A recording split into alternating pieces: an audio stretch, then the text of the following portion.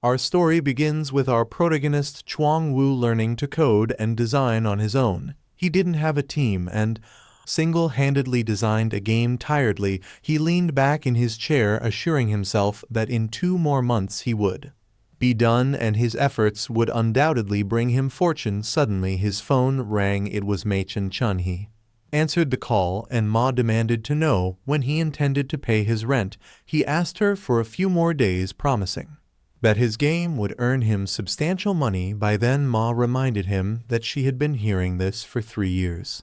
Only 10 people had bought his previous game Doomsday, and the sales of P-Man were even worse, as she was the only buyer. He replied somewhat sadly that it was simply because they lacked good taste. Ma retorted that he was the one with poor taste and warned him that if he didn't pay by tomorrow, he should prepare to be evicted. Checking his balance, he found he only had 558 RMB. The sight was frustrating, but he figured if he was thick-skinned enough, Ma wouldn't be able to do much. Resolute, he began typing again, planning to speed up his work and finish the game quickly. Suddenly, his computer shut down and a surge of numbers appeared on the screen. Messages about designing the monster's image, finalizing plots, adding more codes, and fixing bugs popped up, surprising him. Confused by what was happening and why his designs seemed alive, he received a warning that the system was overloaded.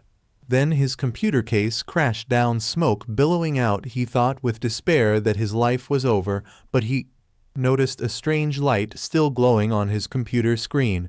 The screen displayed an interface announcing the release of a new fantasy world. Releasing platform is on Earth. The progress bar started at 15%, jumped to 30%, and soon it reached 100. Upon completion, bright lights emanated from his computer. He tilted his head to avoid the blinding beam, and his surroundings started to shake uncontrollably. Realizing it was an earthquake, he rushed to the door, flung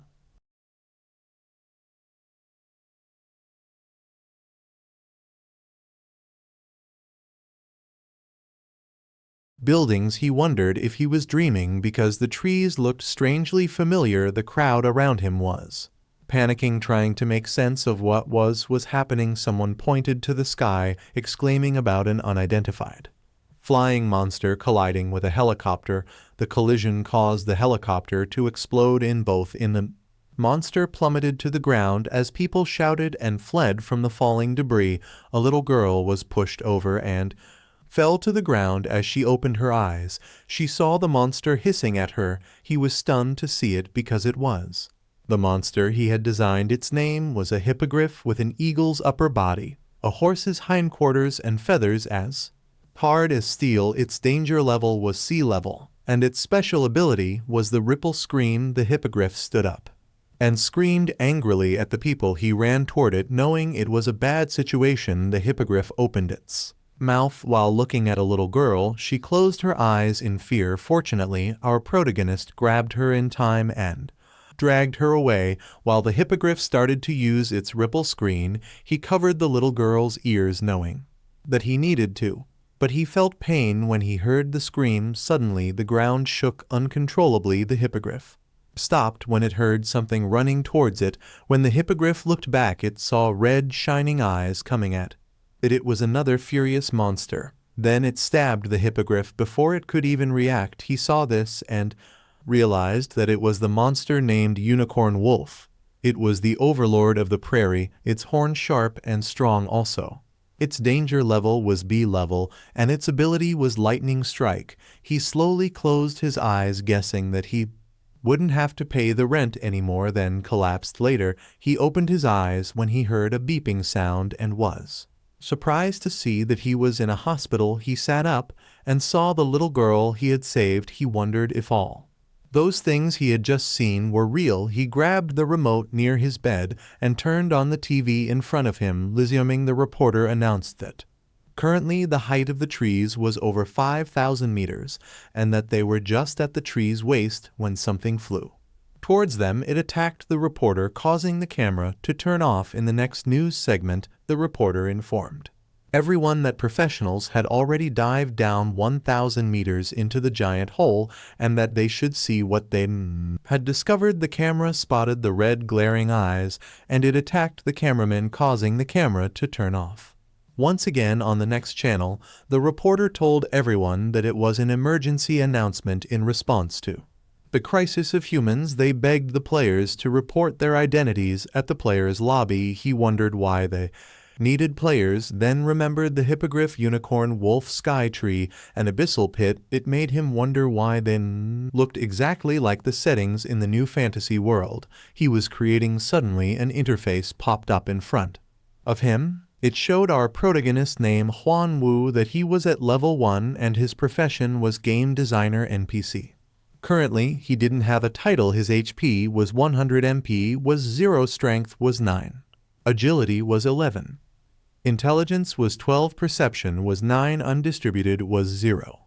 And a note stated that the average human had 10 attribute points. Who wondered if the game he designed had invaded the Earth. He clicked his inventory, but the interface showed a note that NPCs like him were unable to use the storage panel and skill panel. He tried to click the other buttons, but the interface showed a note that he was unable to use the change profession system. He was sad because he thought he was a peasant, and as a game designer he didn't have an identity. Suddenly someone opened the door, and he immediately lay back in bed when he saw a girl. His landlord named Machin Chun told him to stop pretending and reminded him that the TV was still playing. He awkwardly asked Ma why she was there, but Ma asked him back if he thought she wanted to come and explain that the hospital had informed her to come. Wu told Ma that he knew she treated him the best, but Ma told him that it was just because if he died no one would pay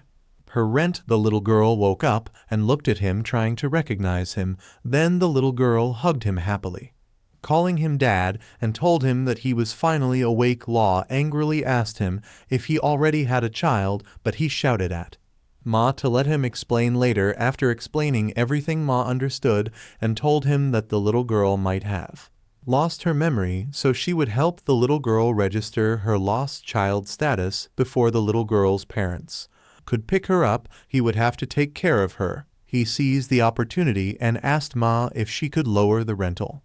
Ma replied sure and angrily grabbed the receipt. She then told him to pay her the medical fee first, which totaled 8,000 RMB. This left him stunned in shock. Because of the price, after the disaster occurred, humans resorted to using nuclear bombs against the sky tree and the abyssal pit. However, they failed to triumph. Instead, they lost control of the sky and relinquished half of their territory. Now the fate of mankind rests in the hands of the players. Half a year later, in Zhuang Wu's house, we observed a little girl trying to lift a shield, offering it to him joyfully while calling him dad. He patted Mengmen's hair, reassuring her that she was a good girl. Meng was a temporary name that Wu had given her. He had attempted to use this name online to locate Meng's parents, although he received responses. They were from individuals wanting to adopt Meng or someone pretending to be an uncle claiming that Meng's parents had perished in an accident. He resolutely asked the man for Meng's real name, but the man retorted, asking him if the little girl's name wasn't Meng. He further claimed that thanks to Zhuang's report, their city had apprehended a large group of child kidnappers. 6 months had passed and Meng's memory was still fragmented, with her parents yet to come and collect her. Fortunately, Meng was a well-behaved child who often helped with chores, though she often ended up accidentally breaking things. This infuriated Ma, resulting in Wu being charged for repair fees, 1,000 RMB for the television and 3,000 RMB for house repairs. Wu had once considered sending Meng to an orphanage, but when she tearfully called him dad, he was moved to comfort her, telling her that they should go home. The new fantasy world comprised 2 main monster areas, the underground and the wilderness. The underground monsters were notably formidable, while the wilderness monsters were marginally weaker. Who arrived at the prairie near a city. He placed his shovel on the ground and began to dig, not stopping until he had reached the hidden monster. The creature lunged into the air to attack him, but Wu defended himself with his shield, he then gripped his shovel tightly and struck the monster, breaking the creature's horn in. The process, a notification popped up announcing that he had killed a jackalope. However, as an NPC he was unable to gain experience points after completing the jackalope hunt mission. A notification appeared indicating he had slain over 10,000 horned jackalopes, earning him the title Bunny Slayer. Exhausted, he lay on the ground, relieved that his task was finally over. Being a game designer, Wu not only created plots for players, but also devised many for NPCs. Originally, the Bunny Slayer title was specifically intended for an NPC. According to the plot, an ordinary NPC, after slaying more than 10,000 jackalopes, would trigger a hidden plot and emerge as the hero of the new fantasy world. Alongside the players, they would embark on a crusade to slay the Demon King. Half a year ago, after Zhuang Wu discovered the NPC on the prairie, he endeavored to hinder him from hunting jackalopes. Regardless, the NPC continued to slaughter the creatures. Wu mocked the NPC, warning him not to blame him for the consequences of his own actions. Wu dug traps in the prairie to ensnare the NPC, used jackalopes as bait to tire him, and even lured a fang boar to the prairie. The creature attacked the NPC and flung him away. As a result, the NPC ceased to appear on the prairie. Consequently, the world's hero was on the brink of replacement. Later, in the S-City players' lobby, many players of varying levels gathered. Wu barged in holding a dead bunny, which stunned the crowd as he walked through the lobby. The people discussed his title, Jackalope Slayer, and criticized his cowardice for merely hunting the lowest level monsters instead of venturing into the underground dungeons. Wu is irked, not being a player but a game designer. He stopped at Lei Zhang's spicy rabbit head shop. Lao Zhang, the owner, was known for his special dish, spicy rabbit head. This item, once consumed, would increase a player's movement speed by 5 for 5 minutes. He informed Lao that he had acquired the jackalope he sought. However, Lao, whose business had been struggling lately, offered him some rabbit heads instead, who accepted the plate of rabbit heads with gratitude. Oblivious to a girl observing him, the NPC Likuya revealed herself, and he was surprised to see her. He was elated that a key character had finally appeared. Being the game's designer, he was aware that Likuya was not an ordinary NPC, but one of the few gods in the game. According to the plot, after killing 10,000 jackalopes, Kiwi should consider him as determined and strong-willed, thereby blessing him to become a hero. He addressed Kuya as a goddess and implored her to bestow her blessing quickly. However, she questioned why he had killed the rabbits, which she found adorable, leaving him confused about the apparent plot deviation. Kuya, fuming, labeled him the Bunny Slayer. She grabbed his hand, scolded him for the mass killing of the cute creatures, and then proceeded to violently throw him to the ground as she vented her anger by kicking him. Even Lao, the owner of the spicy rabbit head shop, was too frightened to intervene. Another player noticed the commotion and recognized Kuya. They wondered whether Wu had provoked her or harassed her inappropriately. Wound, being assaulted, was perplexed, wondered shouldn't he have become the hero had the game altered itself during this time. Suddenly a notification popped up. It revealed that due to his massacre of jackalopes, he was cursed by the goddess Likuya. As a result of the curse, he was now ostracized by the world, stripped of his human identity, and transformed into a demon. The interface opened his character panel, showing his new race as demon. His current HP was 35 out of 200, MP was 100 out of 100, strength was 13, agility was 15, stamina was 14, intelligence was 12, accuracy was 13, and he had 0 undistributed points. Wu was astounded, but not entirely displeased, as the initial attributes for a demon were higher than those of a hero. He thought the ordeal might have been worth it. With tears in his eyes, Wu professed his love to Kuya, but she dismissed him as freaking trash. He looked up and spotted something he was not supposed to say, prompting Kuya to kick him hard, reducing his health to 30. Later, after recomposing himself, we realized that becoming a player unlocked previously inaccessible functions. He was pleased as It provided more convenience and spared him the burden of carrying many items during hunts. He opened the skill list and saw Demon Imitation at level 1.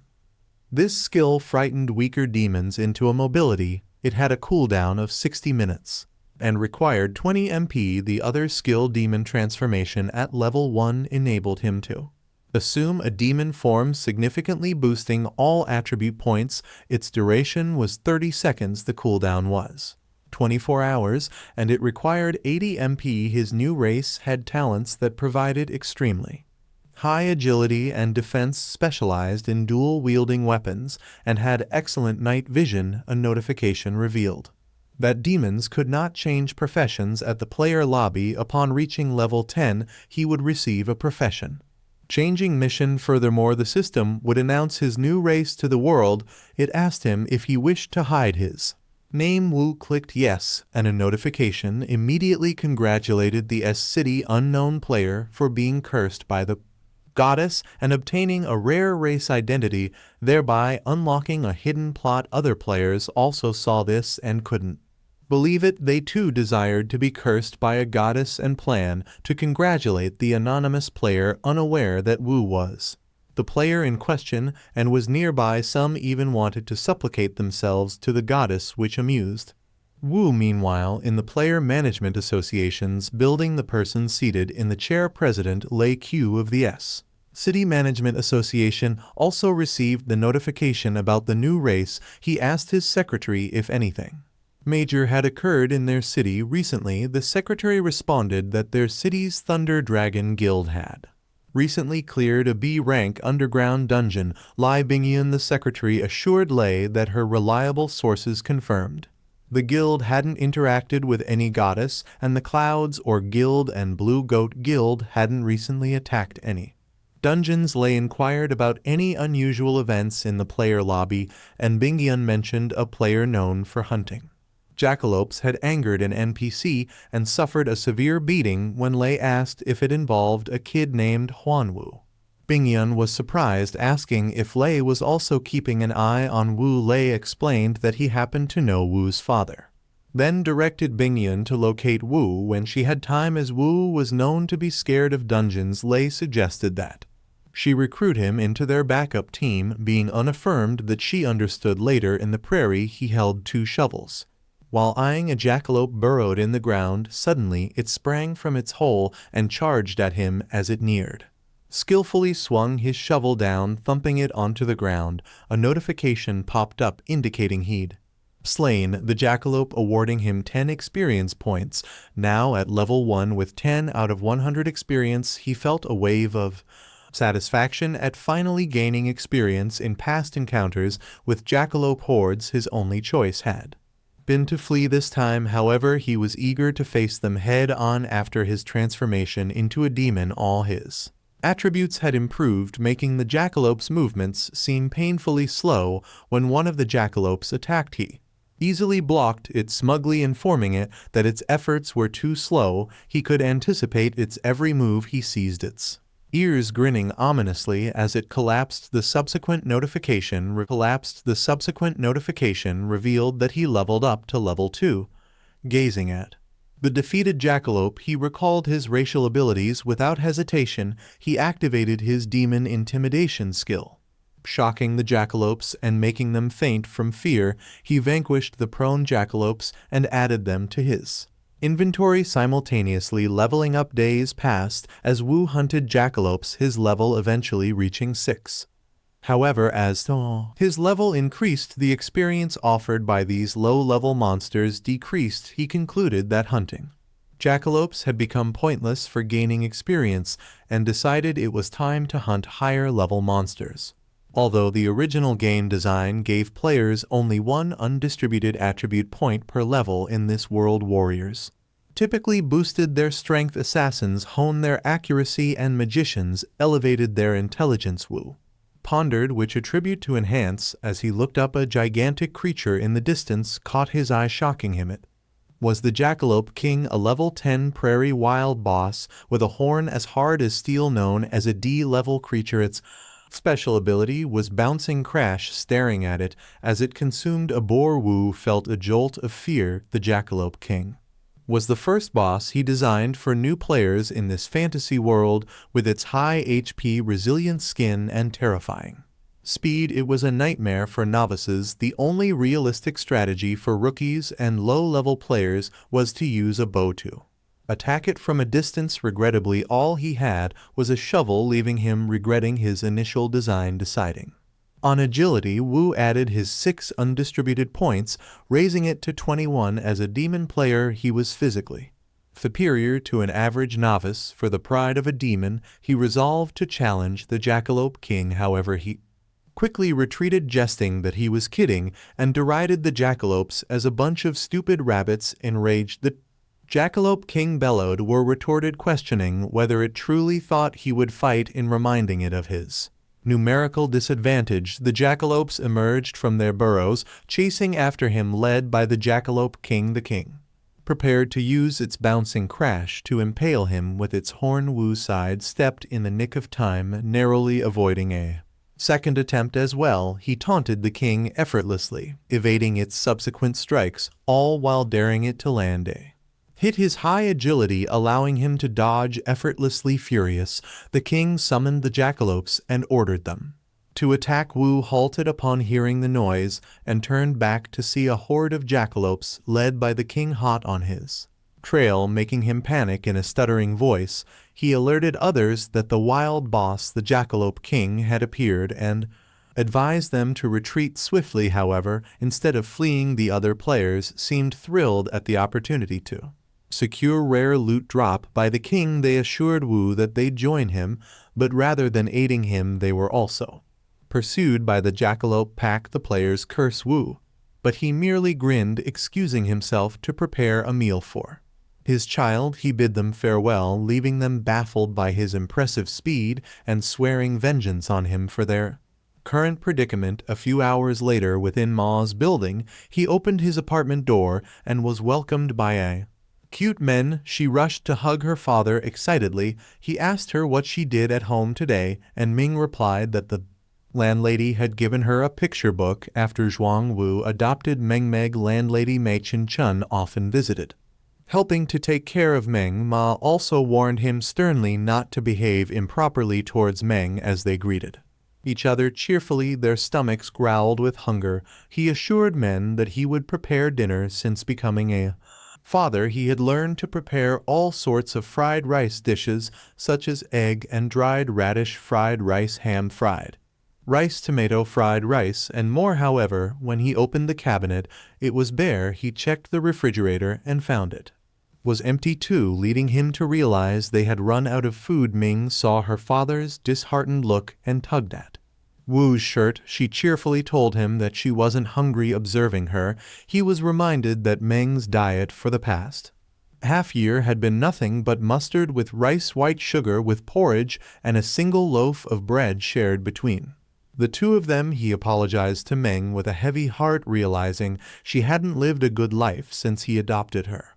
He asked if she wanted to eat fried chicken, to which Meng excitedly replied that she did. However, her excitement faded as she remembered something and told Wu that she didn't want it after all. When Wu asked why, she explained that if they spent too much money, he wouldn't be able to pay the rent. Who acknowledged that he still owed Ma 3 months' rent, maintenance, and medical fees, but reassured Man that they could afford a lavish feast today, even though his balance was a mere 121 RMB. He assured Meng that from that day forward they would bid farewell to poverty. He then ordered a set of chicken that cost 120 RMB. He knew that in the post-disaster world the player had become everyone's idol, and many people admired them. These individuals either had a strong physique or unexplainable healing abilities, but most importantly, they were all wealthy, and as long as they possessed the player identity, they could enter dungeons. He also knew that unlike wild monsters, underground monsters dropped monster crystals. 1A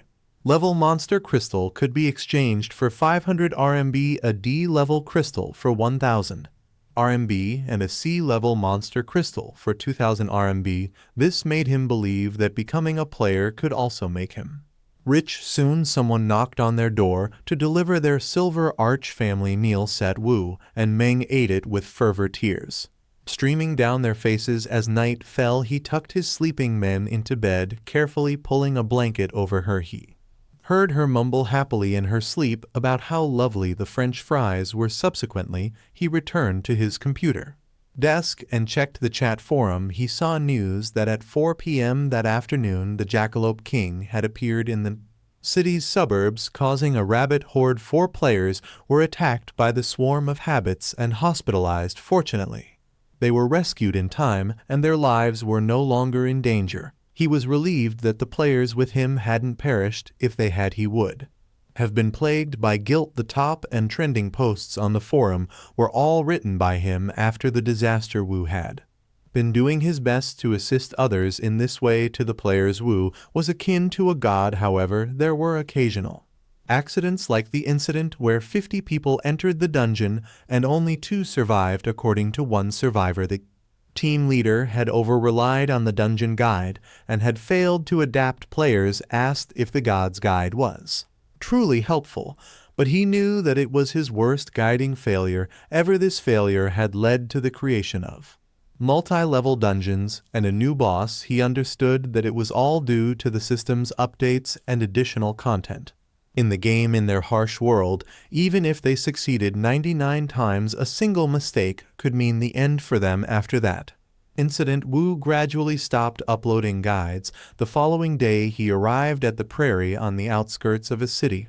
Aware of his current financial difficulties, he knew he needed to find a way to generate income. He loudly declared that he could forego a meal, but he couldn't bear to see Meng do the same. Surveying the boars nearby, he realized he was currently at level 6 and needed to reach level 10 by that morning. Therefore, he resolved to undertake the profession-changing mission, venture into the underground dungeon and gather monster crystals. He also understood that those fang boars were extremely aggressive and moved in packs. They didn't drop any crystals, making hunting them a futile endeavor, and this was why few players showed interest in them. However, unbeknownst to others, he had secretly included additional rewards in the game during its creation. Normally, hunting the same monster repeatedly would yield diminishing experience points, but after defeating 100 fang boars, a player's experience would double. With his trusty shovel, he struck a level 3 fang boar cub, understanding that reaching level 10 swiftly depended on his current hunt. A notification popped up informing him that he had successfully killed a fang boar cub, earning him 10 experience points. Energized, he continued his hunting spree. He felt a sense of pride looking in at the felled boars, but was taken aback when he noticed a group of massive angry boars behind him. He fled, apologizing to the boars in hot pursuit, but they persisted. A notification indicated that his demon imitation skill had been reset. Halting his flight, he slowly turned around, addressing the boars, indicating that it was now his turn to retaliate. Activating his demon imitation skill, he leaped towards the boars, causing them to collapse in fear. He methodically finished them off with his shovel, earning 50 experience points for each boar, helping him reach level 10 with ease and triggering the profession-changing mission. Upon accessing the game's interface, he was relieved to see that he had finally achieved level 10. Although it had taken him half an hour longer than expected, he still had ample time. His demon race profession-changing mission was to clear the Demon Wolf dungeon located on the northern side of the Sky Tree within 60 minutes. The Demon Wolf dungeon was an E-level underground dungeon suitable for teams of 5 players who had already changed professions and have levels ranging from 10 to 20. In this new fantasy world, there were 2 types of dungeons: underground dungeons and fixed underground dungeons. Fixed underground dungeons had set locations and physical gates. The monsters within these dungeons could not escape, and once players cleared these dungeons, they would reopen. On the other hand, random underground dungeons were spatial cracks that could randomly appear in the wilderness or the city. If left unclear for too long, the monsters could exit these dungeons and invade the earth. Moreover, these dungeons would vanish once players had cleared them. He felt the difficulty of the profession-changing mission was hellish, and suspected that the system was intentionally targeting him after humanity had unleashed nuclear weapons. On the Sky Tree, it formed a circular defense shield that blocked all technological devices if a car approached the Sky Tree. It would spontaneously combust. If a battle jet flew into the shield, it would lose its propulsion, and no signals could penetrate the shield. Thus, horse-drawn carriages were the most common mode of transportation around the Sky Tree, offered free of charge by the Management Association for players climbing into a carriage. He admired the picturesque prairie, reflecting that nature could thrive better without human interference. Eventually, they reached their destination, and he was elated to finally arrive at the Demon Wolf dungeon. As was the case in many MMORPG games, some players would halt their level progression to assist other players in exchange for money. These players advertised themselves as a carry team and promised to provide crystals and equipment to those willing to join them. Understanding the need to clear his mission within an hour, he contemplated enlisting some players to aid him. One player informed him they had a slot available and asked if he wished to join. When he inquired about the cost, the player responded that it was 20,000 RMB per journey with a promotional offer of 6 rides for the price of 5. The price stunned him, and he declined. He then noticed the group he had previously seen. Their levels seemed to have increased, and they were equipped with superior gear. Suddenly, Chen's in level 19 approached him, causing him to panic and hastily open his inventory. He knew he had to prevent them from recognizing him. Shenzhen mentioned that their team consisted of 4 players and needed one more. He then asked if he would like to join them. He looked up, donning a mask, which prompted Shenzhen to ask why he was wearing it. He explained that he was a miner, a profession dedicated to mining monster crystals within dungeons, and typically did not engage in battles. Shenzhen reassured him that his profession was not an issue and he could join them. Shenzhen also mentioned that the equipment loot would be divided amongst the 4 original members, but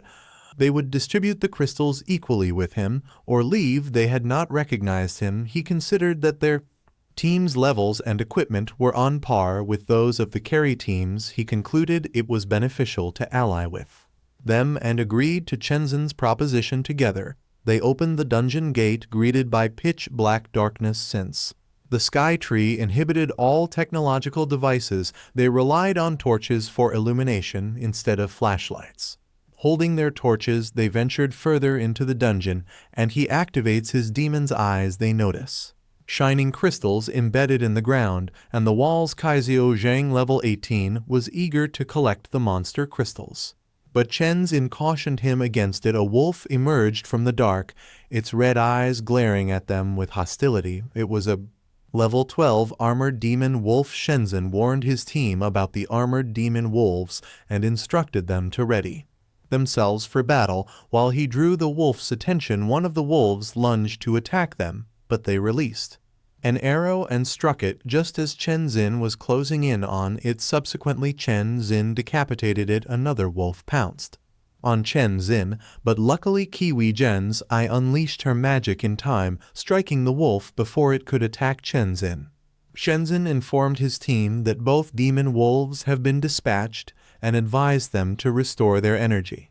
Before moving forward, he then addressed Wu, warning him about the dangers ahead and suggesting that he stay behind to mine. Then Shenzhen's team proceeded to continue, leaving him thinking that even though Shenzhen's group had good equipment, it was impossible for them to clear the Demon Wolf dungeon within an hour. He started digging with his shovel, knowing that the boss was very close to the entrance, just right underneath him. A minute later, his shovel reached the underground. He descended using a rope, but as soon as he set foot on the ground, he was greeted by a wolf. Looking up, he was stunned to see it. The wolf left to attack him. Fortunately, he dodged it, but suffered 10 points of damage from its sharp claws. He looked back and saw that the wolf had crashed on the ground. He opened his inventory, aware that at times like these he had to use it.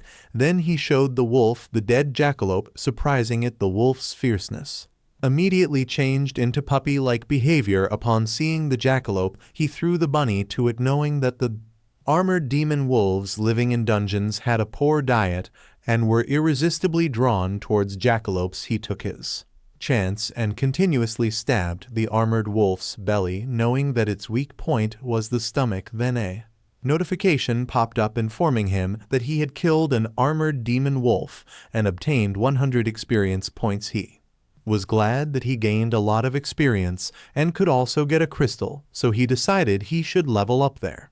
Suddenly, he heard something approaching from behind him. Turning around, he saw a swarm of wolves heading towards him. As they were about to attack him, he immediately jumped to the rope, shouting that he forgot the jackalope's smell would attract demon wolves. He ascended the rope swiftly, bidding farewell to the wolves. Once he reached the top, he told the wolves they couldn't follow him up there, but the wolves ran away, making him wonder why they left. He peeked at where the wolves had run and saw that they were surrounding Chenzin's group.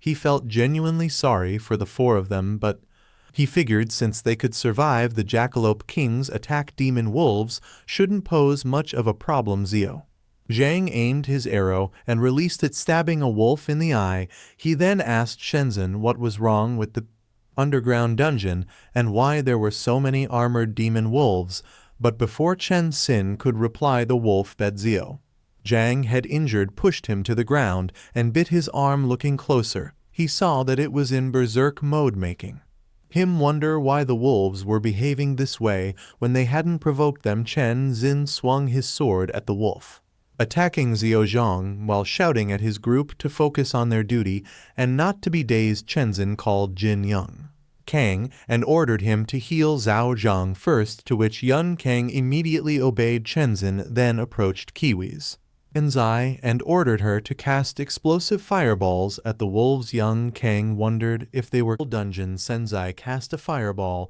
and attacked the wolves with it, but the wolves avoided it in time and leapt towards them to attack. Senzai told Chenzin that there were too many demon wolves and suggested that they should retreat. Chenzin blocked one of the wolf attacks and shouted for his group to retreat and cover his Enzi while she cast fireballs, but before they could retreat they heard a loud growl, and when they looked up they saw a huge wolf glaring at them. The other wolves surrounded them, pinning them in the center. Yun Kang fearfully told his team they were doomed, and Zhao Zhang asked his team if the huge wolf was the demon wolf leader of the second floor gatekeeper, and why it had come to the first floor. On the other hand, Wu was relaxedly digging into the ground. He was happy because the boss's room was right below him, but he stopped when he heard a loud growl from the first floor. He thought the four of them had good equipment and they should be fine, but he decided to take a look because he knew that the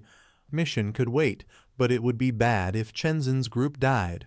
He remembered that he had almost caused their deaths. Once he quietly walked towards where the growl was coming from and saw that Chenzin's group was surrounded by wolves. He planned to help them by luring the demon wolf leader away, thinking they should be able to deal with the remaining armored demon wolves. Suddenly, a bright red light shone from them, making him wonder what it was. Chen Xin revealed a weapon shimmering brightly, an artifact known as the Fire Lizard's Madness Flame Dagger. This level D artifact imbues the wielder with flames. Its effects boost defense attack and recovery rate by 50 and last for 60 minutes, but are only available to players below level 20. We recognize this as a rare item dropped by the underground dungeon boss, which would usually disappear after a single use. Xiao Zhang informed Chenzin that they had spent half a year's savings on it. Yun Kang pointed out that if others knew they'd used a D-level artifact in an E-level dungeon, they'd be mocked mercilessly. Shenzhen, however, retorted that they should wait until they had survived the ordeal to discuss it further. From a distance, Wu acknowledged that they didn't require his help. He knew that the D-level artifact could fetch at least 500,000 at the auction house, yet it was reserved for emergencies. Shenzhen's group was the first ever to employ a D-level artifact in an E-level dungeon. Checking the countdown of his mission, Wu noted there was only half an hour remaining. He needed to move swiftly. A minute later, he had finished digging the last underground passage and carefully descended, landing in the Demon Wolf dungeon boss room. He assessed his adversaries. The first monster, double-headed wolf Thors, was a level 20 Demon Wolf dungeon elite known for its extreme cruelty. It was an E-level creature with a special ability known as Tear. The second creature, the boss monster named Half-Beastman Luca, was a level 25 with 2 HP once a half. Beastman Chieftain Luca had become corrupted and assumed the role of the Demon Wolf dungeon boss as a D-rank entity. His weapon of choice was a large axe in an effort to make the exploration of this new fantasy world more exhilarating. Wu had sprinkled checkpoints in Easter eggs throughout the game. One significant Easter egg in the Demon Wolf dungeon allowed players to reach the boss room without engaging in combat following the usual route. Players would only reach the door of the boss room. However, Wu had dug a hole directly into the boss room to avoid waking the boss. He opened his inventory to find a roasted pig, combining it with sleeping mushrooms, potent sleeping pills, and alcohol. He fashioned a sleeping medicine. Roasted pig. Slowly and deliberately he approached the slumbering double-headed wolf with the doctored meal. He placed it near the wolf and hastily retreated. Awoken by Wu's movement, the wolf was taken aback by the sight of the roasted pig. One of its heads eagerly bit into the meal, causing the other head to grow angry and bite its counterpart. As the two heads bickered, Wu contemplated whether he should have brought 2 roasted pigs, silently praying that the noisy dispute wouldn't awaken the boss he anticipated. The imminent onset of the sleeping medicine's effects. After a few tense minutes, the double-headed wolf collapsed, indicating the sure sleeping medicine roasted pig had taken effect. Wu quietly approached Half-Beastman Luca, knowing that despite its less potent physical power compared to the wolf, it maintained control through its D-level large axe and tornado dance skill. The weapon, named Half-Beastman's large axe, had an attack power range of 35 to 50. Its special ability was the tornado dance slash with a cooldown period of 30 minutes. This artifact, a treasured heirloom of the Beastman tribe, was meant to be owned by the Beastman chieftain. However, after becoming corrupt, Luca had stolen it and removed it from the tribe's domain. The weapon required a usage level of 25. Incredulous that he had set the requirement at level 25, Wu crept towards the axe, mumbling about wanting to punch himself. However, he froze as the boss stirred awake. Swiftly, he stashed the axe in his inventory. The boss prepares its fists, aiming for Wu, who managed to dodge. Still, the debris from the impact damage can buy 20 HP. Wary of the potent attack, Wu realized that a direct hit could have cost him half his HP. As the boss lunged again, Wu dodged and then sprinted away, pleading for a break to apply his buffs. He opened his inventory, consumed Lajong's spicy rabbit head to boost his speed by 5 for 5 minutes, then activated his Bunny Slayer title skill, increasing his berserk strength by 10 for 10 minutes. Brandishing 2 shovels, he turned to face the boss, declaring the chase over. As the angry boss approached, a notification popped up revealing only 14 minutes remained to complete the mission. Recognizing it was time for action, Wu prepared for the offensive. They were facing each other. While the double-headed wolf slept peacefully on the side, the creature lunged a fist to attack him, but he blocked it deftly with the head of his shovel. Ripping his shovel tightly, he slashed at the creature, dealing 15 points of damage.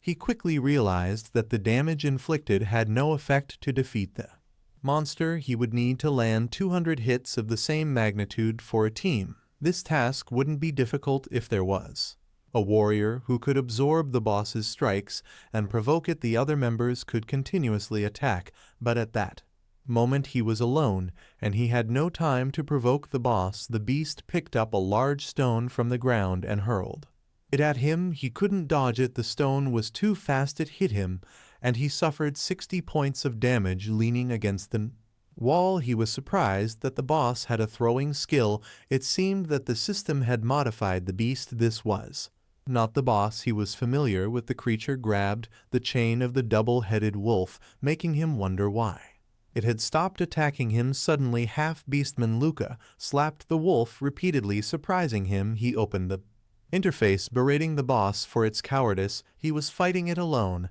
yet it wanted to call its teammate for help. Looking at his remaining points, he knew he couldn't let it wake the double-headed wolf, but even if he invested all his remaining points into strength, it wouldn't help much. Still, he needed to survive, so he risked it all, putting his remaining stats into agility. He thought he might currently be the most agile level 10 player. He ran towards the boss, stabbing it with his two shovels, dealing 18 and 20 points of damage. The beast growled furiously, attacking him with its sharp claws. He definitely rolled into the air to dodge the attack, extinguishing the torches in the process. Landing, he told the panic-stricken boss that it had been a false attack. His original plan was to extinguish the torches in darkness.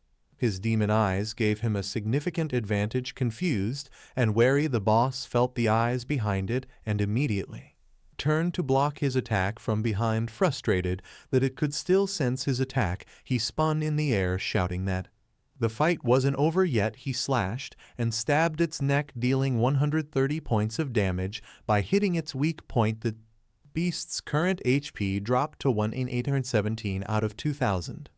The creature punched back at him, but he disappeared swiftly as it looked around. A shovel was launched at it. He stabbed at its weak point, the kneecap, slowing it down. Seizing the opportunity, he stabbed at its other weak point, the eye, reducing its eyesight. He dealt 120 points of damage. He stepped back as the beast collapsed on the ground, thinking about how effective his stealth attacks were in the dark. He ran towards the creature to continue attacking, but it reached for the chain on the ground, swinging it in a fit of anger. Unfortunately, the chain struck him in the stomach, throwing him harshly to the ground. He took 75 points of damage, leaving him with a meager 100 out of 250 HP. Painfully, he opened his inventory, cursing in anger. He grabbed his medicine just as the creature attacked again. He ran the system, warning him that the creature was adapting to the dark. He drank a mid-level healing potion set to recover 100 HP within 10 seconds. Once his recovery was complete,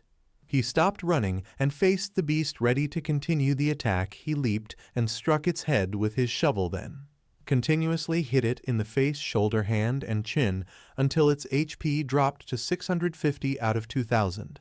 Suddenly, a notification popped up in front of him stating that the HP of the Demon Wolf Dungeon's boss, half-beastman Luca, had fallen to a third, and it was entering Berserk mode. A few seconds later, it entered Berserk mode, and a notification popped up warning him that he was being locked on. Swiftly, it launched its fist in an attempt to punch him. He blocked the blow with his shovel, unable to dodge, but his shovel was shattered, and the fist struck him directly in the stomach. Thrown back, he slammed into the wall hard, suffering 100 points of critical damage. Though badly injured, he understood that one more hit could potentially be fatal. Suddenly, it was on top of him, poised to deliver a killing blow, but he rolled aside in the nick of time. He then stood up and ran, taunting his foe by asserting that he too could enter Berserk mode. Opening the notification, he saw that he only had 4 minutes and 30 seconds to complete the mission, and his Berserk skill would be ready in another 12 seconds. Activating his trump card, he selected his Demon Race transformation skill. As he was gradually enveloped and transformed into a demon form, his stats temporarily increased by 20%. The transformation lasted only 29 seconds, but during that time his energy overflowed, and he believed that in his demon form he might even be able to defeat a level 30 player alone. Beastman Luca, though in a berserk state, could still feel fear in its eyes. Wu had become monstrous, huge, and formidable. They picked up stones and hurled them continuously, but Wu merely walked calmly towards it. When a massive stone was about to hit him, he caught it with one hand and crushed it.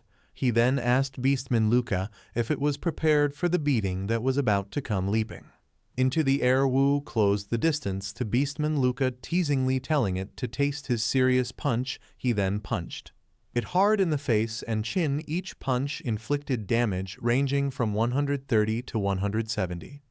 He was aware that his state granted him immense power, but the duration was extremely short, a mere 30 seconds, if he failed to defeat Boss Luca within this time. The tables could turn again, so he couldn't afford to let his foe recover. Meanwhile, on the first floor of the Demon Wolf Dungeon, Chen Xin and his group lay exhausted. Xiao Zhang expressed relief at their victory, while Gen Zia warned that her magic wand was on the brink of breaking. Suddenly, a loud growl surprised them. Xiao Zhang panicked, asking about the sound and whether there could be more problems. However, I surmised it was likely a monster fight happening below them. Chen Xin instructed his team to rest and stay alert. A minute later, they proceeded to the boss room.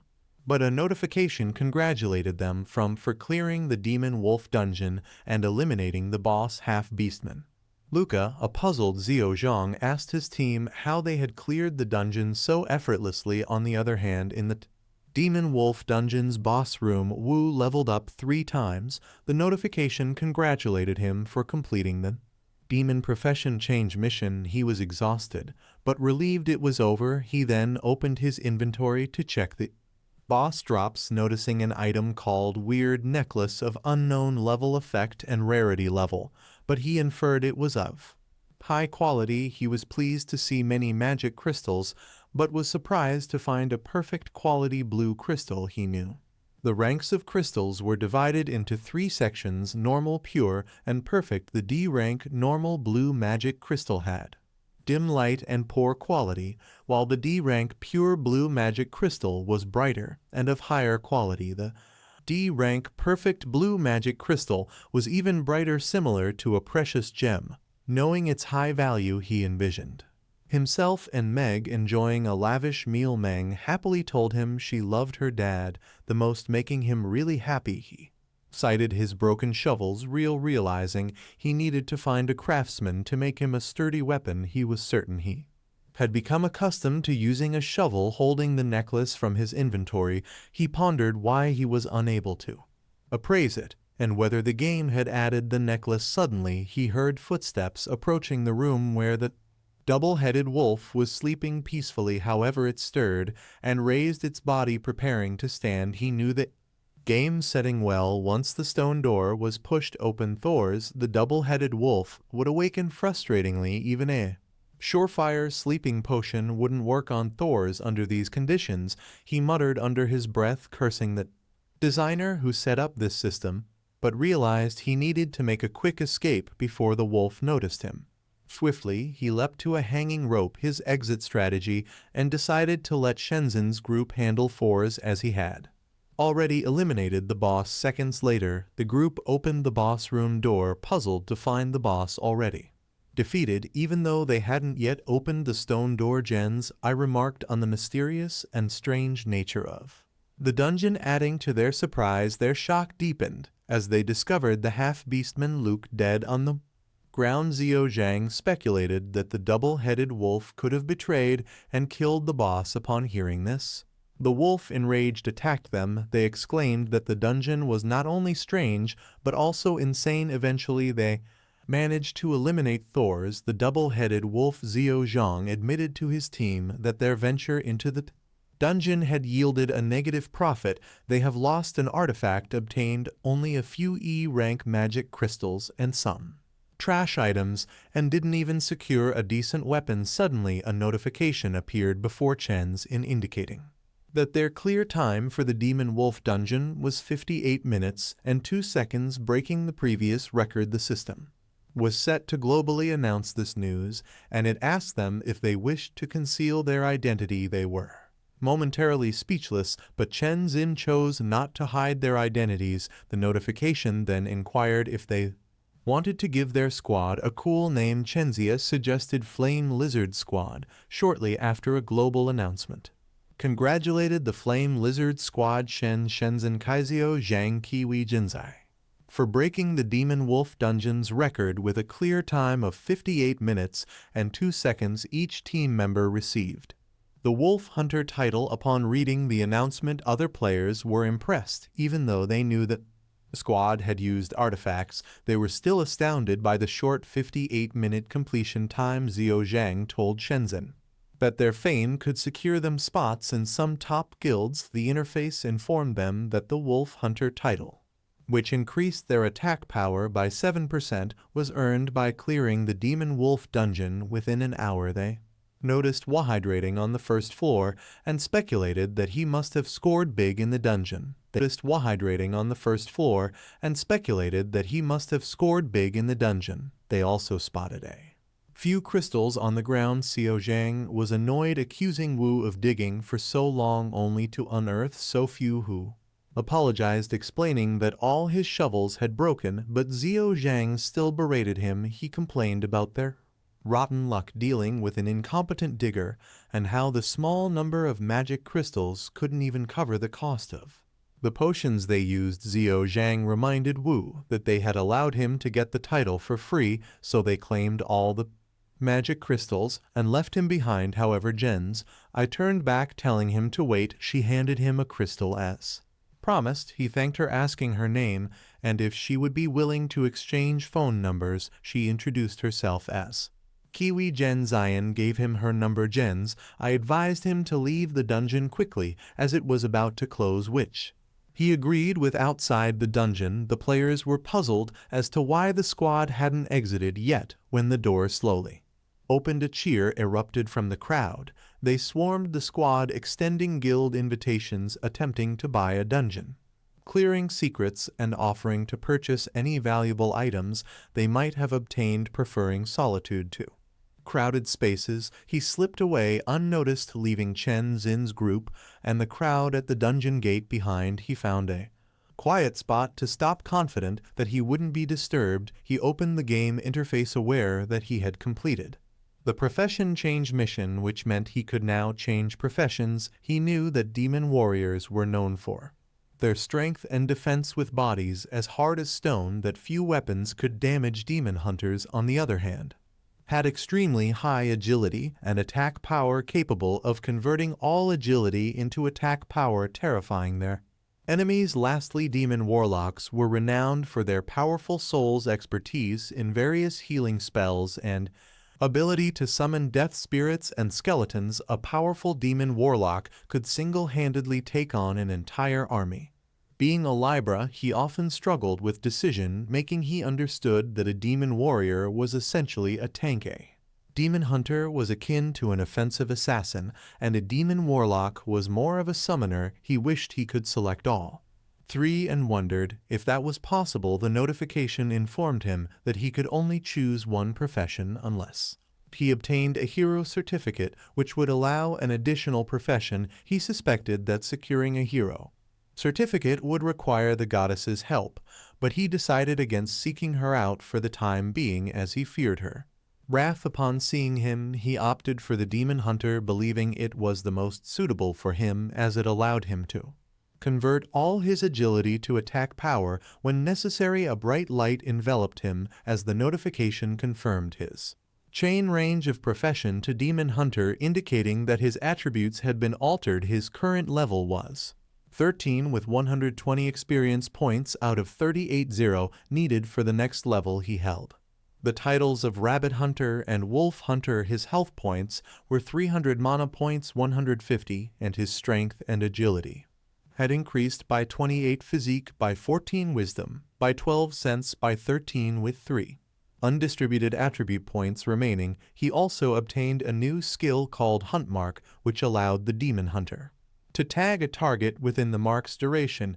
The hunter would be aware of the target's location, deal double damage to the monster, and discern its weak point upon attack. This ability could only mark one target at a time, but upon killing the marked target, the Hunt Mark skill's cooldown would reset. Failure to kill the target would trigger a 24-hour cooldown, and activating the skill required 50 mana points. He was thrilled to acquire the Hunt Mark skill, considering it exceptionally useful for solo duels. Meanwhile, that the Player Association Management Center Bingyang reported to Lei Q that the Goddess Martial Artist Guild was engaged in large-scale combat at the Skyline Trees Western battleground against Dark Elves. Tragically, 40 players had died. The Goddess Martial Artist went missing, and The clan's co-leader was killed. The Goddess Martial Artist Guild is a unique profession. It is a battle-oriented guild. Under direct military jurisdiction, they typically abstain from dungeon raids, preferring to fight monsters on the front line. When Lakyu inquired about how widespread the knowledge of this incident was, Bingyun assured him that to prevent chaos and panic, the information had been contained. Lakyu's concern deepened when Bingyun informed him that the higher-ups wished for them to dispatch other player guilds to the front line to provide support. Meanwhile, on the outskirts of a city, a man was riding in a carriage passing through the Sky Tree Shield. As they crossed the barrier, his phone began to ring incessantly. Retrieving his phone, he noticed he had regained signal and saw a series of angry messages from Ma. She criticized him for his negligence as a guardian and informed him that Mang was ill and needed to be taken to the hospital later. At S City's central hospital, Ma was peeling an apple beside a sickly Meg who was resting on the bed. Woobers through the door, anxiously asking about Meng's condition. Mom, clutching the fruit knife tightly, admonished him to speak quietly as Meng had just fallen asleep. Ma questioned his whereabouts over the past 2 days, pointing out that he hadn't noticed Meng's high fever. Wu replied that he had been busy trying to earn money. Upon being asked about his success, he excitedly told Ma that he had indeed managed to earn some. He expressed his relief at finally being able to pay the rent, medical fees, water leak repairs, and the cost of the TV that Mang had damaged. Skeptically, Ma pointed out that as his landlord for many years, she had only seen him accrue losses and had never seen him make any money. Wu then produced the perfect blue crystals from his inventory and suggested that she sell them, believing it would suffice. Ma questioned if he had been to the dungeons, but Wu merely replied that he wanted to be a miner. Suddenly, there was a knock on the door. A nurse asked which of them was a family member of Mangas.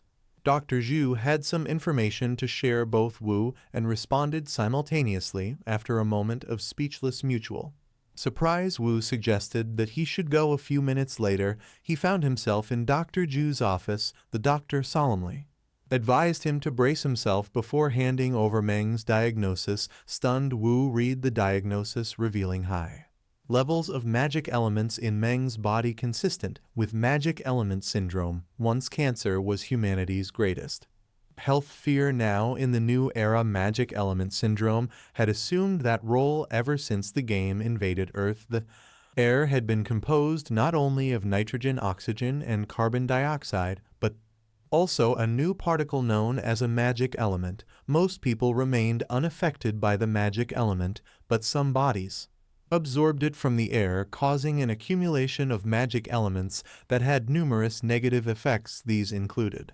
continuous high fever, excessive sleepiness, loss of appetite, and even the appearance of black dots. Dr. Zhu informed Wu that current medicine couldn't cure the syndrome. Only protective treatment was possible. However, given Meng's body had 10 times more magic elements than the average patient, he feared even this may not be effective. Devastated, Wu sat on a bench. Clutching Meng's diagnosis, he understood that it was already a miracle that Meng was alive. However, he knew he couldn't surrender so easily. He decided to raid the burial ground, where there was a chance to find Lassos Tears, an S-rank item that could cure all illnesses. Named after the goddess of light and hope from the stories, it was rumored that her tears could cure any ailment. Such a curative item could only be found in the burial ground, a place that represented death. The dungeon had a difficulty level of C, a level restriction of 10 to 30, and only a single party capacity. He understood they couldn't form a team and would have to tackle the dungeon solo. Most players wouldn't be able to clear the dungeon, but he was confident that he wasn't the weakling who could only defeat horned rabbits any longer. He returned to Meng's room, and Ma asked him with concern about the doctor's diagnosis and if Meng was all right. He explained it was just a normal fever, but the doctor said the money for the medical fees wasn't sufficient and thus he needed to pay more. Outrage, Ma argued that they had all already paid $3,000 that morning. She questioned whether they had exhausted their funds in less than a day. Ma reassured him that if money was tight, the rental fee could wait until after. Meng had recovered as Wu broke down in tears. He acknowledged Ma's kindness, yet Ma replied that if it weren't for Meng, she would have evicted him long ago. Chiding him, she tapped him on his back and mentioned that he was covered in dirt. She insisted he should not touch her and go clean up quickly, as she intended to take care of Meng for the night. He realized he was covered in dust and sand from digging holes in the demon wolf dungeon where he had also battled the boss. Consequently, his entire body was battered and dirty. Acknowledging Ma's advice, he said he would take a bath first. However, Ma patiently told him to leave later. While showering, he realized that after joining the demon race, his body had changed. He had developed a potent urge to destroy things despite only being level 13. His attributes exceeded those of most level 20 players. Using the Hunt Mark skill, he could solo a D-ranked dungeon without worries. However, he knew soloing a C-ranked dungeon would be challenging, so he needed to enhance his overall combat ability. After his contemplation, he stepped outside as city's Chang and Street was a bustling business district where players bought and sold weapons. As he strolled down the street, he heard a caged monster wailing. The seller was convincing a lady that the pet they were selling was exceptionally safe. Then he pushed a button while instructing the lady to do the same. The monster got electrocuted and collapsed in its cage, severely injured. The seller assured the lady that in addition to the electric collar, they had removed all of its fangs to prevent it from biting people. Satisfied, the lady agreed to make the purchase. He knew the earth was no longer what it used to be, yet humans remained the same. A minute later, he reached the magic crystal exchange store. Looking at the exchange rate of crystals, he noticed a drop. Other players expressed frustration too, but they understood that they had no option as more and more players raided dungeons. He opened his inventory and retrieved several crystals. The employee greeted him and explained that the current price for E-rank magic crystals was 455 and Drank Bank was 965. He then asked if he was sure he wanted to proceed with the exchange. Pausing, he told the employee he had another magic crystal. Upon showing it, he inquired about its worth. The employee was surprised to see it and carefully examined it. He was informed it was a D-rank perfect magic crystal. Suddenly, a man behind him lamented that it was only a D-rank perfect magic crystal, good for crafting only a D-rank weapon. The man added that half a year ago such a crystal would have been in high demand and worth more, with people clamoring to purchase it. The employee offered $10,000 for the crystal and asked his opinion. He agreed, stating it was not a problem. The employee thanked him for his business and assured him the payment would be transferred right away after deducting the tax. A total of $133,200 was deposited into his account. Later, he visited Lockel's weapons store. He browsed around and noticed a Wind Frost's long sword priced at 55,000 and a water crystal dagger costing $95,000. He exited the shop, loudly criticizing it for lacking elite equipment. However, the reality was he simply couldn't afford it. While walking down the street, he spotted shining blades lying on the ground. He picked them up, recognizing them as Baldur's cursed swords with an attack power of 1e4-45. It was a B-rank weapon with no level restriction. It could inflict additional damage on death spirits and could absorb death souls to enhance the weapon's attack power up to a maximum of 20 stacks. A human wielding the weapon would lose 10 HP. The sword was originally the god of light Baldur's, created from a type of parasitic trees branches found around the divine land. After Baldur was betrayed by the gods, his weapon became cursed. Astounded by the three effects of the sword, he asked the seller about the price. The seller quoted $15,000. He argued that the weapon was not suitable for humans and questioned if the price wasn't too high, but the seller countered, stating it was a B-rank weapon and if he didn't want it, he was free to leave. He then pulled out a large axe from his inventory and asked the seller if he Would consider a trade. The seller held the large sword and noted his tax was only drank, however the seller agreed to. The trade admitting he had been trying to sell the sword for several days. As he walked away, the seller laughed at his perceived victory, thinking he had made a fantastic deal. Who knew, if the seller realized he wasn't human, he might have been shocked into unconsciousness. Still, the seller believed he had made a fortune and considered the axe a good trade. Later, he arrived at the hospital and found Mang and Ma asleep. He gently covered Ma with a blanket and walked to the nurse's station. He requested the nurse to upgrade room 27 to a VIP sickroom. Well guys, that's the end of the video. If you like this video, comment part 2 in the comments section. Also subscribe to the channel, hit the bell, and like the video. Thank you for watching, and see you next time again.